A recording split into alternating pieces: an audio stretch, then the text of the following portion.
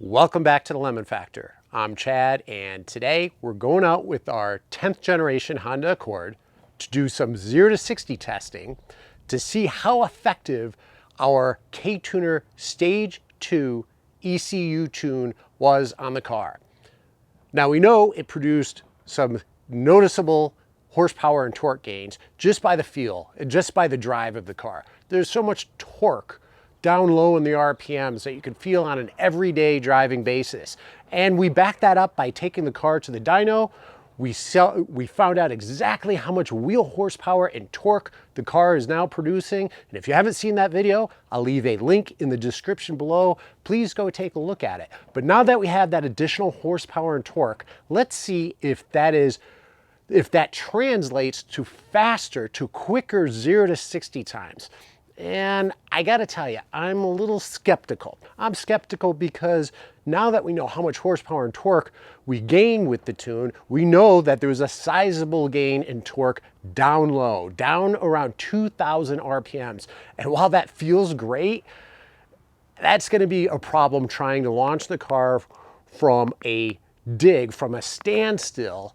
I expect to have a lot of tire spin, a lot of wheel spin, problems getting traction. But you know what? Let's go find out. Let's see for ourselves if we improve our 0 to 60 times. And if we don't, let's figure out how we can. So if you're interested in finding out how fast our project car is, the 2019 Honda Accord 2.0 Touring with the KTuner Stage 2 ECU tune, then stay tuned.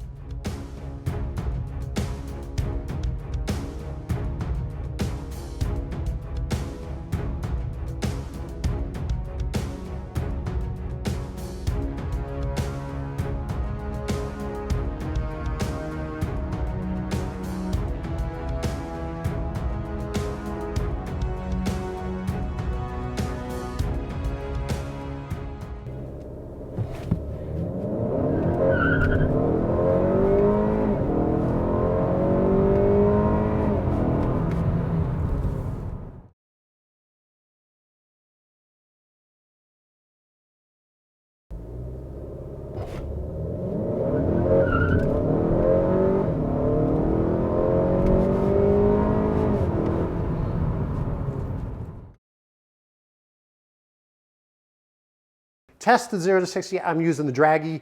I've used this in the past. Really easy to use, relatively speaking, inexpensive, very, very accurate. I do recommend it. If you're gonna use it, make sure you do it in a safe, controlled place. Big disclaimer.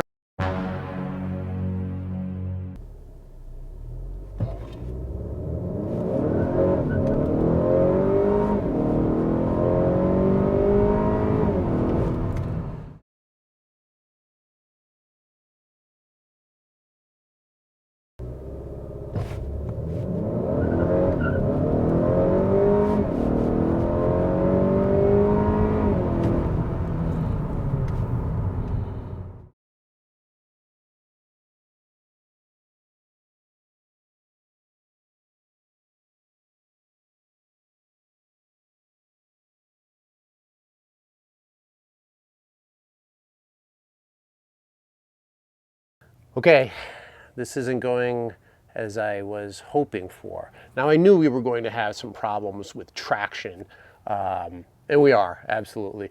I have, as I indicated in the video, disabled the VSA, so I did the whole pedal dance, right? So I should have limited intervention from the vehicle stability assist, the traction control. So it shouldn't be pulling back a lot of the timing or throttle. One thing that I'd like to try is to try it in second gear. So we've been performing all of our launches in first gear. So you know what? We're gonna go back out and we're gonna try that and see if that makes a difference.